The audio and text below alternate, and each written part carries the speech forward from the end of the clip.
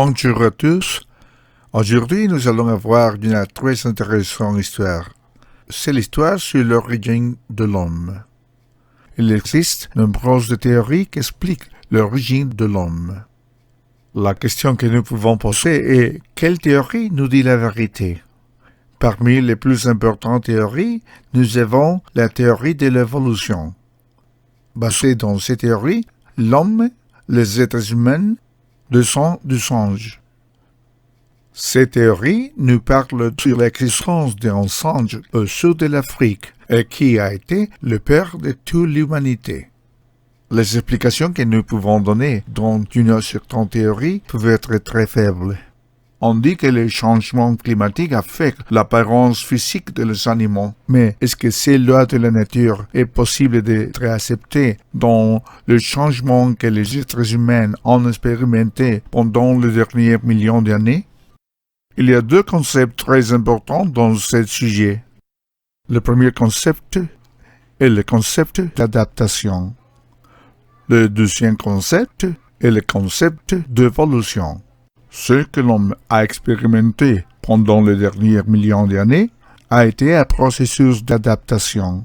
L'adaptation à les différents changements climatiques a produit beaucoup de changements dans l'apparence physique des animaux et a produit probablement beaucoup de changements physiques dans l'homme même. Mais ces changements ne peuvent pas expliquer le processus d'évolution. Le nombre de chromosomes humains est de 23 paires.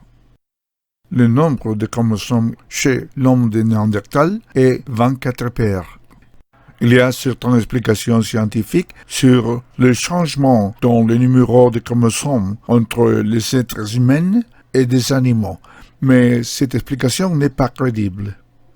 Pourtant, l'influence que le changement climatique peut affecter sur les êtres humains pour devenir d'une espèce différente de singe est guère crédible.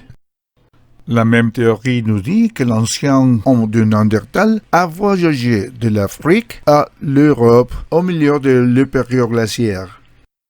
Si nous faisons nos calculs, nous pouvons voir qu'il y a plus de 12 000 km entre le sud de l'Afrique et l'Europe. Cette distance est colossale. Il s'agit d'une distance monumentale pour un homme primitif. Les explications de ces théories sont seulement comparables avec la théorie qui nous explique comment est-ce que les anciennes pyramides ont été construites.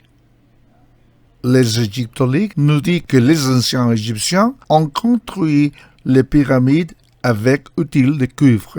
C'est une histoire impossible de croire. La communauté scientifique a beaucoup d'histoires qui sont difficiles de croire.